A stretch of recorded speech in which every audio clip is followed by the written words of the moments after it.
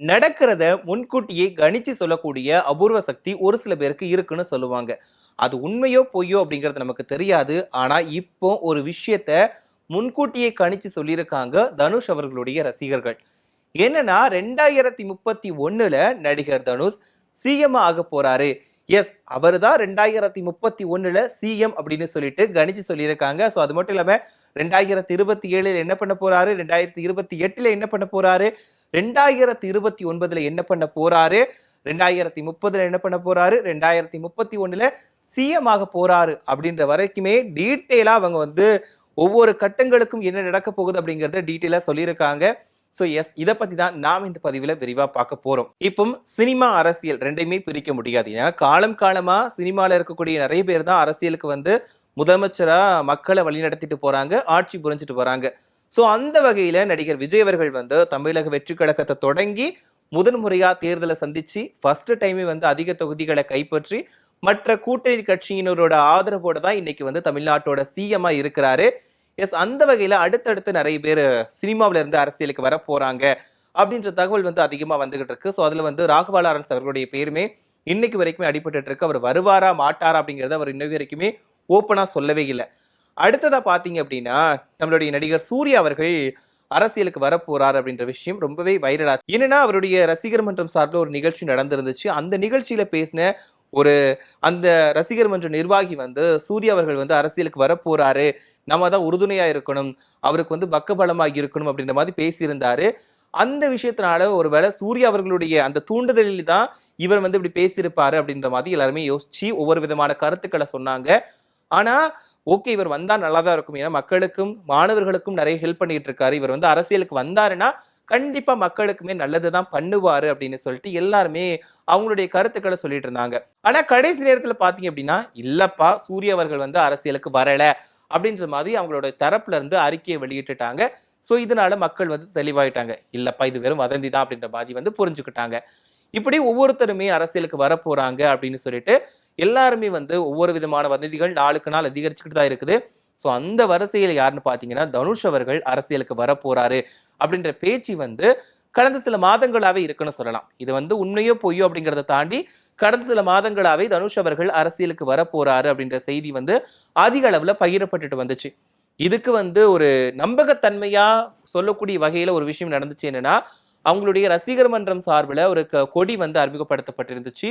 அந்த கொடி தான் கட்சி கொடி, இதுதான் அரசியலுக்கான முதல் படி அப்படின்லாம் சொல்லிட்டு நிறைய பேர் வந்து நிறைய விதமா வந்து சொல்லிக்கிட்டே இருந்தாங்க. இதனால ஒருவேளை உண்மையா இருக்குமோ, தனுஷ் அவர்களுமே அரசியலுக்கு வர போறாரா, அதனாலதான் இந்த கொடிகள்லாம் அறிமுகப்படுத்துறாரா அப்படின்ற மாதிரி விவாதங்கள் வந்து அதிக அளவுல சமூக வலைதளங்கள்ல நடந்துகிட்டு இருக்குது. இன்னைக்கு வரைக்குமே அந்த விஷயங்கள் வந்து நடந்துகிட்டு தான் இருக்குது. இப்படி ஒரு பக்கம் அவர் வந்து அரசியலுக்கு வர போறாரு அப்படின்ற செய்திகள் வந்து வெளியாகிட்டு இருக்கக்கூடிய நேரத்துல அவருடைய சினிமா சைடு போகணும்னு வச்சுக்கோங்களேன், அவருடைய நடிப்புல அடுத்தடுத்து வெளிவந்த எந்த படங்களுமே அவருக்கு வந்து சரியான ஒரு வாய்ப்பை வந்து கொடுக்கல, அதாவது வெற்றி அடையல. அவரோட இட்லி கடை படமா இருக்கட்டும், அதுக்கப்புறமா குபேரா திரைப்படமா இருக்கட்டும், இந்த மாதிரியான படங்கள் எல்லாமே வசூல் சாதனையை படைக்கும் அப்படின்னு தான் அவருடைய ரசிகர்கள் எல்லாருமே ஆவலா இருந்தாங்க.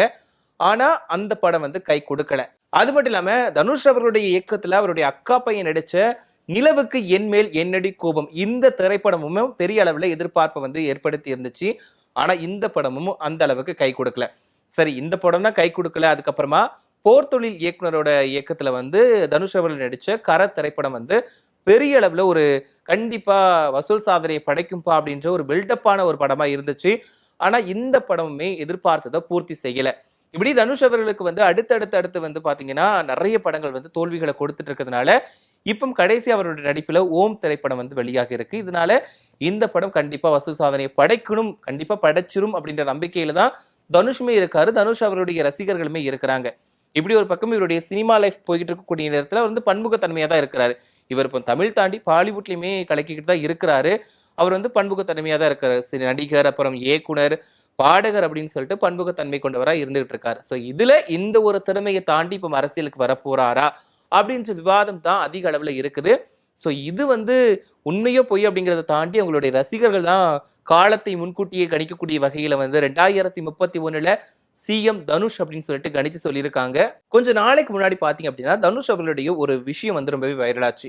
நாங்கள்லாம் போயஸ் கார்டன்ல வீடு வாங்கக்கூடாதா அப்படின்ற மாதிரிலாம் கேட்டிருந்தாரு. என்ன நடிகர் தனுஷ் வந்து ரஜினிகாந்த் அவர்களுடைய மகளை வந்து திருமணம் செஞ்சுக்கிட்டாங்க. அந்த சமயத்துல ஓகே இவர் வந்து ரஜினிகாந்த் அவருடைய பொண்ணை கல்யாணம் பண்ணிக்கிட்டார் அப்படிங்கிறதுனால நிறைய விமர்சனங்களுமே வந்துச்சு. இவருடைய ஆரம்ப கால சினிமா வாழ்க்கையிலுமே நிறைய விமர்சனங்கள் வந்துச்சு. அப்புறமா திருமணம் செஞ்சுக்கிட்டதுக்கு அப்புறமாவும் ஓகே அவருடைய பேர் வந்து இவருக்கும் கிடைக்கணும் அப்படிங்கிறதுக்காக தான் திருமணம் செஞ்சுக்கிட்டாரோ அப்படின்ற மாதிரியுமே நிறைய விஷயங்கள் வந்துச்சு. அப்புறம் ரஜினிகாந்த் அவர்களுடைய அந்த பாடி லாங்குவேஜ்லாம் இவர் ஃபாலோ பண்ணியிருக்காரு அப்படின்ற விமர்சனங்கள் அதிகமா வந்துச்சு. அதுக்கப்புறம் கொஞ்ச நாளுக்கு அப்புறம் பாத்தீங்க அப்படின்னா தனுஷ் வந்து நடிகர் ரஜினிகாந்த் அவருடைய படங்களோட தலைப்பை வச்சு நிறைய படங்கள் நடிச்சாரு. பொல்லாதவன், படிக்காதவன், மாப்பிள்ளை இந்த மாதிரி படங்களோட டைட்டில் வச்சு படங்கள் நடிச்சாரு. அந்த படங்களுமே ஒரு நல்ல வரவேற்பு பெற்ற படங்களா இருந்துச்சு. அதுக்கப்புறமா கொடி பறக்குது அப்படின்னு சொல்லிட்டு நடிகர் ரஜினிகாந்த் அவர்கள் ஒரு படத்தில் நடிச்சிருந்தாரு. ஸோ அதே மாதிரி அரசியல் சார்ந்த படமா கொடி அப்படின்ற படத்துல தனுஷ் அவர்கள் நடிச்சிருந்தார். எப்படி ரஜினிகாந்த் அவர்கள் வந்து அரசியல் வருகைக்காக ஒரு சில மையப்புள்ளிகள் வச்சு வந்து வெளிப்படுத்தி இருந்தாரோ, ஸோ அதே மாதிரி தான் இவருமே அரசியலுக்கு வரப்போறாரு அப்படின்ற ஒரு முக்கியமான படமா கொடி திரைப்படம் அமைஞ்சிருந்தது. ஸோ அந்த வகையில இப்போ அந்த ஒரு கொடி படத்தை ரீக்ரியேட் பண்ற மாதிரி தான் இவருடைய அரசியல் வருகை இருக்க போகுதா அப்படின்ட்டுமே எல்லாருமே எதிர்பார்த்து காத்துட்டு இருக்காங்க. பட் ஆனா இருந்தாலுமே இன்னைக்கு வரைக்குமே அவங்களுடைய தரப்புல இருந்து எந்த விதமான அதிகாரப்பூர்வ தகவலுமே நமக்கு கிடைக்கல.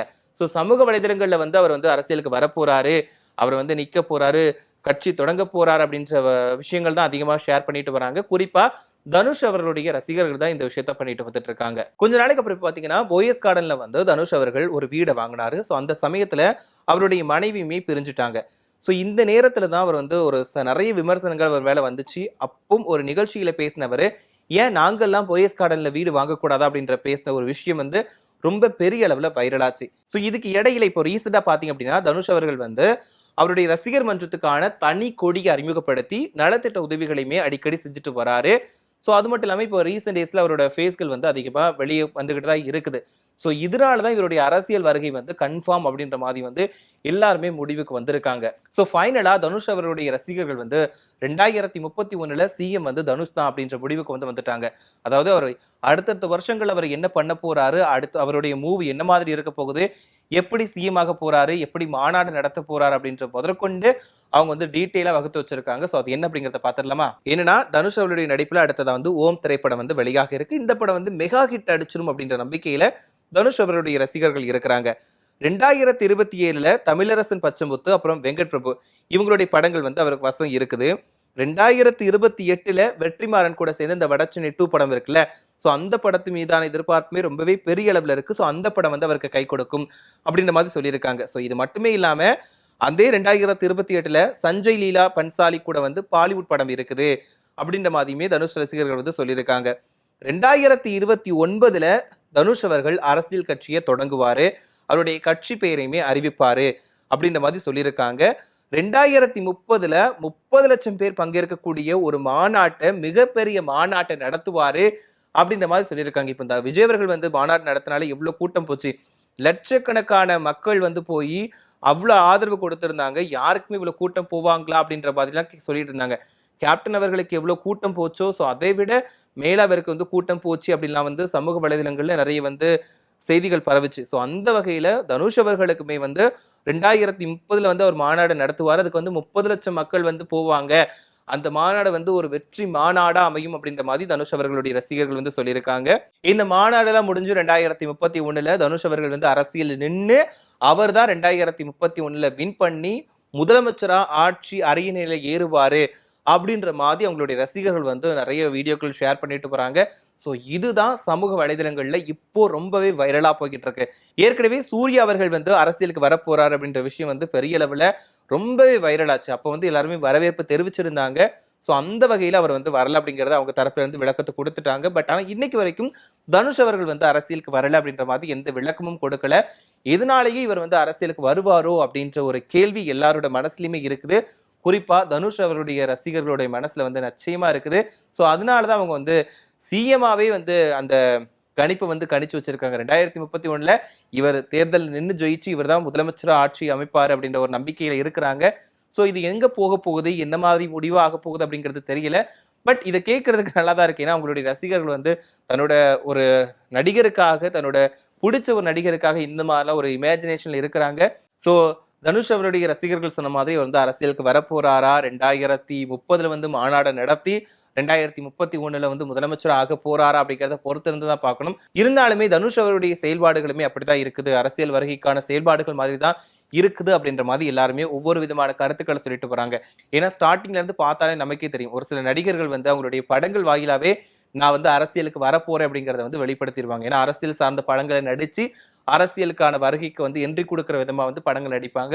ஸோ அந்த மாதிரி தான் விஜய் அவர்களுமே எடுத்துக்கிட்டா தலைவா, சர்க்கார் அப்படின்னு எக்கச்சக்க படங்களா சொல்லிக்கிட்டே போகலாம். அவருடைய கடைசி படம் ஜனநாயகன் திரைப்படம் கூட அரசியலுக்கு நான் என்ன பண்ண போறேன், நான் வந்து எதுக்காக அரசியலுக்கு வந்திருக்கேன், மக்களுக்கு என்னது செய்ய போறேன் அப்படிங்கிறத வெளிப்படுத்தக்கூடிய விதமா தான் படம் வந்து எடுத்திருக்காங்க. ஆனா அந்த படம் வந்து இன்னைக்கு வரைக்கும் ரிலீஸ் ஆகல.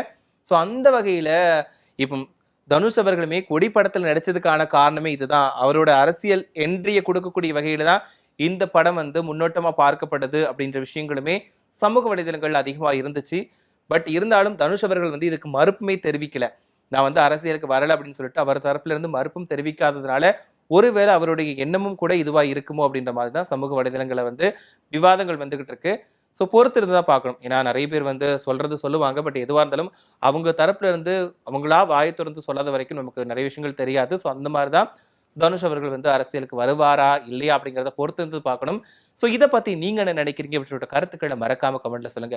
அதாவது உங்களுக்கு நடிகர் தனுஷ் அவர்களை பிடிக்குமா அப்படிங்கிறதையும், தனுஷ் அவர்கள் அரசியலுக்கு வந்தா நல்லா இருக்குமா இல்லையா அப்படிங்கிறதையும் மறக்காம கமெண்ட்ல சொல்லுங்க. அது மட்டும் இல்லாம இந்த 2031ல தனுஷ் அவர்கள் தான் சிஎம் அப்படின்னு சொல்றாங்கல்ல.